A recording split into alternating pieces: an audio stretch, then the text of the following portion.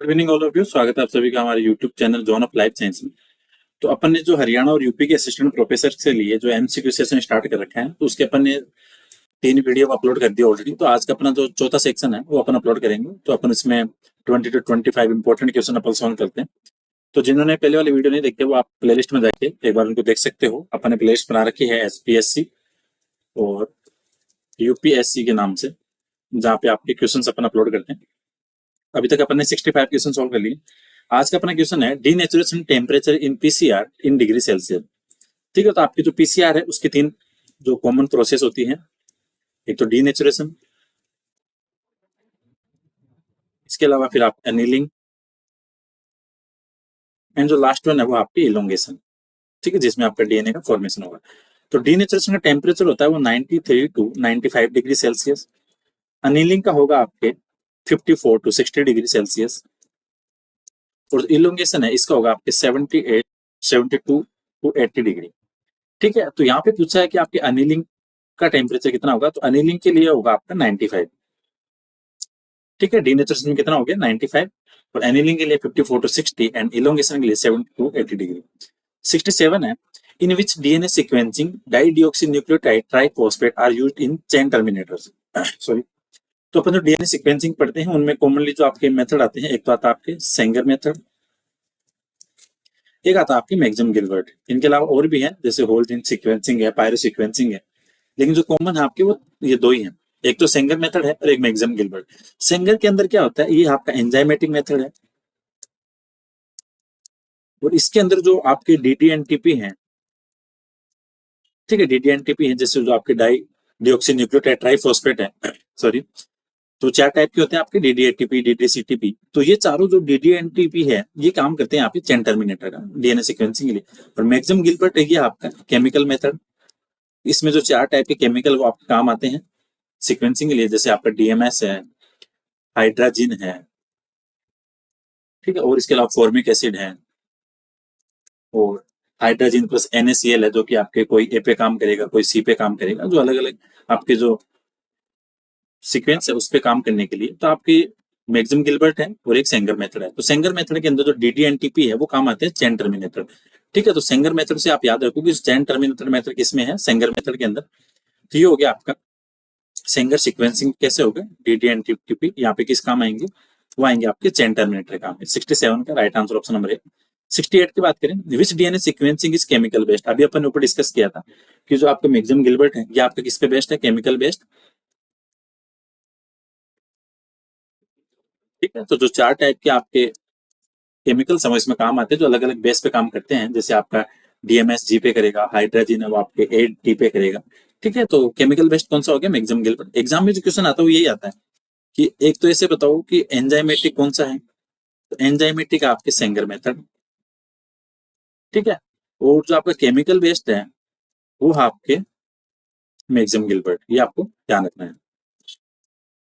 69 की बात करें, विच DNA sequencing is based on enzymatic. तो अभी अपने बात की थी, सेंगर मेथड है वो आपका एंजाइमेटिक है, और केमिकल आपका मैक्सिम गिलबर्ट। नंबर 70 की बात करिए, which blotting is used for DNA fingerprinting. तो डीएनए का नाम आ रहा है तो समझ जाओ कि यहाँ पे आपकी काम आएगी सदर्न ब्लोटिंग। ठीक है, डीएनए से रिलेटेड जितने भी कंटेंट है वहां पे आपकी ब्लोटिंग काम आएगी, आपके सदर्न ब्लोटिंग। नदन होती है आपकी किसी आरएनए के लिए, सदर्न हो गई आपके डीएनए के लिए, वेस्टर्न हो गई आपकी प्रोटीन के लिए, और ईस्टर्न है वो आती है आपकी प्रोटीन प्रोटीन इंटरेक्शन के लिए। नंबर 71 की बात करें, which blotting RNA is used as template. ठीक है, इससे बोल रहा है कौन सी ब्लोटिंग के अंदर आपके आरएनए वो टेम्पलेट की तरह काम करेगा। तो आरएनए की बात हो रहा है तो कॉमन सी बात है, किसकी हो रही है, नदन ब्लोटिंग की बात हो रही है। ठीक है, डीएनए होता है तो सदन हो गया। तो आपके 71 का राइट आंसर है वो होगा आपका ऑप्शन नंबर बी। 72 की बात करें, ये पूछ रहा है कि which blotting is use for DNA protein interaction. ठीक है, तो डीएनए यहाँ पे एक तो हो गया आपका डीएनए, और इसके साथ में आ रहा प्रोटीन। समझो कि डीएनए का तो हो गया आपके सदन, साथ में प्रोटीन का हो गया वेस्टर्न। ठीक है, तो कॉमन वर्ड हो गया आपके सदर्न वेस्टर्न। जो ब्लोटिंग है वो आपकी काम आएगी किसकी, डीएनए एंड प्रोटीन इंटरेक्शन के लिए। 73 की बात करें, फॉर प्रोटीन प्रोटीन इंटरेक्शन। तो प्रोटीन प्रोटीन इंटरेक्शन के लिए आपके काम आएगी फार वेस्टर्न। ठीक है, 73 का राइट आंसर क्या होगा, आपके ऑप्शन नंबर सी, कि जो आपके प्रोटीन प्रोटीन इंटरेक्शन है वहां पे जो आपके काम आएगी वो आएगी आपकी हार्वेस्टन और जो अभी अपन ने ऊपर डिस्कस की वो थी आपके प्रोटीन और डीएनए इंटरेक्शन के लिए। ठीक है, नंबर 74 की बात करें, in which blotting DNA is used as template. तो डीएनए किस में आएगा आपके सदर्न ब्लोटिंग में। ये सिंपल सिंपल क्वेश्चन है लेकिन एग्जाम में इंपॉर्टेंट आते हैं। सदर्न ब्लोटिंग में आपका डीएनए वो टेम्पलेट की तरह काम करेगा। 75 की बात करें, A double set of pin hole aperture used in which microscopy. तो इसी ध्यान रखो, पिन होल अपर्चर काम आता है आपके कॉनफोकल माइक्रोस्कोपी में। जब अपन इनको शॉर्ट में डिटेल में पढ़ेंगे तब देखेंगे। तो pin hole aperture only for आपके कॉनफोकल माइक्रोस्कोपी में क्वेश्चन आता ही है, कि आपको ध्यान रखना कि कौन फोकल माइक्रोस्कोपी है, इसके अंदर आपका पिन होल अपर्चर है वो काम आता है। 76 की बात करें, which blotting technique does not involve electrophoresis. ठीक है, तो एक चीज ध्यान रखो, सदर्न है, वेस्टर्न है और नदर्न है, इन तीनों के अंदर आपकी इलेक्ट्रोफोरेसिस यूज होगी। इन तीनों के अंदर आपकी इलेक्ट्रोफोरेसिस यूज होगी, लेकिन जो डॉट ब्लोट है, जो डॉट ब्लोट टेक्निक है, इसके अंदर इलेक्ट्रोफोरेसिस यूज नहीं होता है। डॉट ब्लोट के अंदर क्या होता है, जो डीएनए और आरएनए का मिक्सर है, डीएनए प्लस आरएनए का जो मिक्सर है, उसके एनालिसिस के लिए आपकी डॉट ब्लोट टेक्निक यूज होती है, और इसके अंदर इलेक्ट्रोफोरेसिस बिल्कुल यूज नहीं होता। तो ये आप अपने नोट्स में कहीं लिख देना कि डॉट ब्लोट है डज नॉट रिक्वायर इलेक्ट्रोफोरेसिस। ये एक ब्लोटिंग ऐसी है जिसके अंदर इलेक्ट्रोफोरेसिस की नीड नहीं होती। Right answer option number D. 77 की बात करें, techniques for compositional property of DNA. तो डीएनए की कंपोजिशन प्रॉपर्टी के लिए आपकी होगी सदर्न ब्लोटिंग। 78 की बात करें, most common ligand in western blotting. तो वेस्टर्न ब्लोटिंग के अंदर प्रोटीन इंटरेक्शन का काम होता है, तो यहाँ पे जो एंटीबॉडी है वो कॉमनली काम किसका करेगा, लिगेंड। ठीक है, 79 पीसीआर डेवलप है, तो सिंपल क्वेश्चन है, कैरी मूलर सबको आता है। नंबर 80 की बात करें, all of these are thermostable except. तो आपके वेंट पॉलीमरेज, पॉलीमरेज और टेक पॉलीमरेज, ये सारे के सारे कैसे हैं, थर्मोस्टेबल हैं। लेकिन जो डीएनए पॉलीमरेज है वो आपका थर्मोस्टेबल नहीं है। तो 80 का right answer option number A. Which ELISA used for antigen and antibody analysis. तो एंटीजन और एंटीबॉडी एनालिसिस के आपके काम आता है कॉम्पिटेटिव एलाइजा। ठीक है, तो आपको ध्यान रखना है कि जो आपका कॉम्पिटेटिव एलाइजा है वो किस लिए काम आता है, आपके एंटीजन और एंटीबॉडी दोनों के डिटेक्शन में काम आता है। ठीक है, अगले क्वेश्चन की बात करें, which scientist initially give the idea of survival of fittest. तो सर्वाइवल ऑफ फिटेस्ट का जो सबसे पहले आपके आइडिया दिया था वो दिया था आपके किसने, स्पेंसर ने। तो 82 का राइट आंसर क्या होगा, ऑप्शन नंबर डी। 83 की बात करें, genetic drift in Mendelian population take place in. तो जो आपको जेनेटिक ड्रिफ्ट है, ठीक है, वो एक सडन चेंजेस होता है, बाई चांस चेंज होता है पॉपुलेशन के अंदर, और वो होता किससे है, वो होता है स्मॉल पॉपुलेशन के अंदर। ठीक है, आपको ध्यान रखना है कि जो आपका जेनेटिक ड्रिफ्ट है स्मॉल पॉपुलेशन के अंदर बाई चांस चेंजेस होते हैं इन स्मॉल पॉपुलेशन।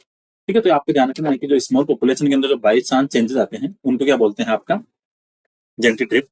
84 की बात है, जेनेटिक ड्रिफ्ट कॉज्ड बाई। तो जेनेटिक ड्रिफ्ट कैसे होगा, हैबिटेट फ्रेगमेंटेशन से भी हो सकता है, आइसोलेशन मतलब सेपरेशन से भी हो सकता है, नेचुरल क्लाइमेटी है, कोई भी फायर हो गई, रेन हो गया, ठीक है, रेनफॉल हो गया, कैसे भी हो सकता है, और एपिडेमिक है, कोई बड़ी डिजीज है तो काफी पेंडेमिक फैल गई तो उससे भी हो सकता है। तो ये सारे फैक्टर आपके काम करते हैं जेनेटिक ड्रिफ्ट को लीड करने के लिए। ठीक है, तो 84 का राइट आंसर क्या होगा, all of this will be responsible for genetic drift. Number 85 है प्रिंसिपल ऑफ पॉपुलेशन। तो प्रिंसिपल ऑफ पॉपुलेशन वाला कॉन्सेप्ट ये दिया था आपके माल्थस ने, और प्रिंसिपल ऑफ जियोलॉजी है ये कॉन्सेप्ट दिया था आपके लैल ने, क्रिस लैल ने। ठीक है, तो ये ध्यान रखना, दोनों क्वेश्चन है, पॉपुलेशन वाला माल्थस और जियोलॉजी वाला दिया था वो दिया था आपके लील ने। तो ये थे आज के कुछ इंपॉर्टेंट क्वेश्चन वो अपन डिस्कस कर ली। और हाँ, एक चीज और ध्यान रखो, जो एंटीजन इनके अंदर डायरेक्ट एलाइजा है, इसमें ये काम आते हैं आपके ओनली एंटीजन डिटेक्शन, ये क्वेश्चन एग्जाम में आता ही है। इनडायरेक्ट वो आती है एंटीबॉडी डिटेक्शन, डायरेक्ट किसके लिए होगी, एंटीजन के लिए, और इनडायरेक्ट एंटीबॉडी के लिए। सैंडविच होगी आपके एंटीजन के लिए, और जो कॉम्पिटेटिव है वो एंटीजन प्लस एंटीबॉडी दोनों के लिए हो। ठीक है, तो ये थे कुछ इंपॉर्टेंट क्वेश्चन अपन ने डिस्कस किए। तो आप जो पहले वाले 3 सेक्शन है वो भी देखो, फिर ये चौथा देखो। तो अपन जो क्वेश्चंस ले रहे हैं वो एग्जाम की दृष्टि से आपके लिए इंपॉर्टेंट है, अपन जो सेशन कंडक्ट कर रहे हैं। ठीक है, तो होपफुली ये सेशन आपके लिए इंपॉर्टेंट रहने वाला है। So thank you so much for watching this video, मिलते हैं नेक्स्ट क्लास में।